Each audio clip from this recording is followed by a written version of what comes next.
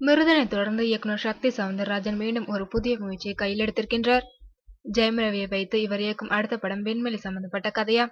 இருவரின் கூட்டணியில் மிருதன் 2 உருவாகும் என்று அனைவரும் எதிர்பார்த்து காத்திருக்க, அதற்கு மாறாக விண்வெளி தொடர்பான கதையில் இந்த கூட்டணி மீண்டும் இணைய உள்ளது. தமிழ் சினிமாவில் இதுவரை இந்த களத்தில் யாரும் பயணித்ததில்லை என்பதால் இது ஒரு புதிய வித்தியாசமான முயற்சியாக பார்க்கப்படுகிறது. மிருதன் படத்தின் பட்ஜெட் மிகவும் குறைவாக இருந்தது.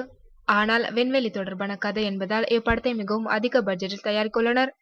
ஹாலிவுட் இயக்குனர் கிறிஸ்டோபர் நோலனின் இன்டர்ஸ்டெல்லர் படத்தை போன்று இப்படத்தின் கதையை சக்தி சவுந்தரராஜன் அமைத்திருப்பதாக கூறப்படுகிறது.